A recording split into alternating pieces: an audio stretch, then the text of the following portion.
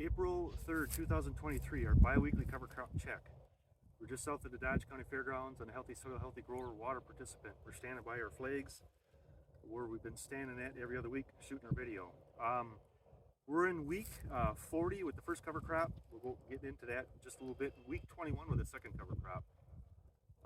Weather-wise, so within the past 2 weeks, we had like 10 inches of snow. Was on like a Thursday or Friday or Saturday, something like that.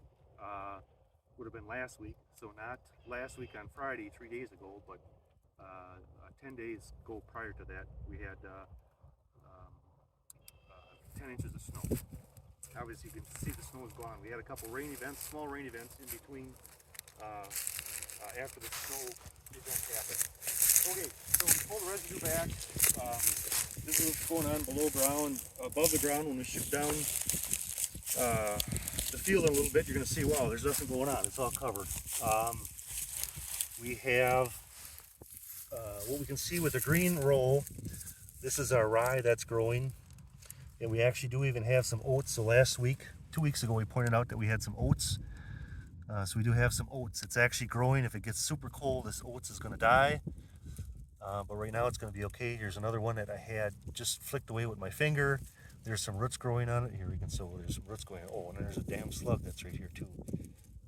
So after the video, I'll take care of that. I'm going to smash that. This is our annual ryegrass, which would be 40 weeks old when this was planted, and it's kind of like freeze-dried. I just don't see that it's going to do much, but it's still here. We got a little bit of green, so that's what this green is with the most growth. In this little spot that we pulled back, there's quite a bit of clover. Here's a row of clover. There's nodules on this stuff. We've looked before. This is 40 weeks old. This clover is 40 weeks old. And the oats and the rye are 21 weeks. This is rape.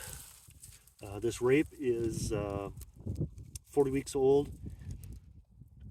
Green, it's always been green. It's been like green this freeze-dried this whole winter. This is how it looked the whole winter. We're 2 or 3 rows away from a planter skip. The planter skip was maybe 50 feet or so. This was a rape plant that would have been growing in that planter strip. I just went through to dug it up, wanted to see what it actually would look like. What it looked like. So this is what the root looks like. This is what the plant looks like. And if we can get that in the video, this is actually, you can see where this is actually greening up and growing again. There's little buds that are growing on here. This is a big plant. This is just over a couple rows. We had a planter skip there. And on these little bitty rape plants as well, if we can see that, there's buds that are starting to go and grow. So there's buds that are growing.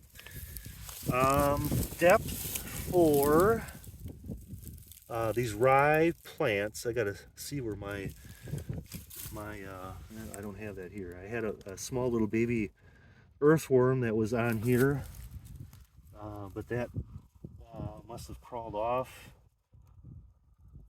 Depth, yeah, maybe this one right here. So this might be one of them. So this is a rye plant where we've got maybe 5 inches of growth on the roots. We just didn't have much growth last fall. The roots, everything was alive and growing all winter, just didn't grow much. And I thought there's maybe something else I wanted to show in here. What's going on? But anyway, so you go through and pull the residue back. You can see there's some green growth underneath the residue. We'll shoot a video going down the cornfield. So a bunch of stover and covered things up. Doesn't look like there's much going on above the ground, but when you pull the residue away, there's stuff going on.